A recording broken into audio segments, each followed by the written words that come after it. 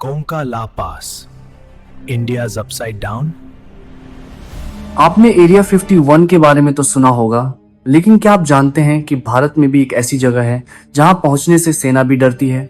एक ऐसी जगह जहां आसमान में नहीं बल्कि धरती के अंदर से उड़न जैसी चीजें निकलती देखी गई हैं। ये कोई फिल्म नहीं है, ये हकीकत है और इसका नाम है कोंका ला पास। आखिर यहाँ ऐसा क्या है जिसे दोनों देश भारत और चीन चुपचाप छुपा कर रखना चाहते हैं। कोंका ला पास लद्दाख में भारत चीन बॉर्डर पर स्थित है। ये दुनिया के सबसे अनजान, चुनौतीपूर्ण और खामोश इलाकों में से एक है। यहाँ पहुंचना लगभग नामुमकिन है। लेकिन सबसे डरावनी बात यह है, दोनों देशों की सेना यहाँ कुछ जगहों पर पेट्रोलिंग से बचती है। सवाल ये है, क्यों? अगर ये सिर्फ पहाड़ होते तो डरने की क्या जरूरत थी?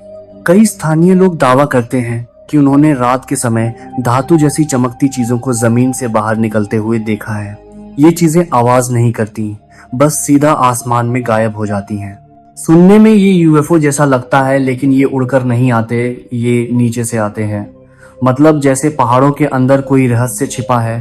2004 में कुछ ट्रेकर्स ने रिपोर्ट किया कि सड़क के किनारे तेज रोशनी वाले ऑब्जेक्ट हवा में तैर रहे थे। कोई आवाज नहीं, बस एक अलग ही एनर्जी। अब असली ट्विस्ट, भारत और चीन दोनों इन घटनाओं पर चुप हैं। वो इन्हें झूठ नहीं कहते, बस बोलते ही नहीं। जब दुश्मन देश भी किसी बात पर सहमत हों तो समझ लो मामला सामान्य नहीं है। कुछ रिसर्चर्स का दावा है कि यहाँ पहाड़ों के नीचे कोई अंडरग्राउंड स्ट्रक्चर है, जैसे कोई बेस। लेकिन ये बेस किसका है, इंसानों का या किसी और का? कई लोग कहते हैं कि यह जगह एक इंटरडिमेंशनल पोर्टल है जहाँ से दूसरे लोग के जीव आते जाते हैं।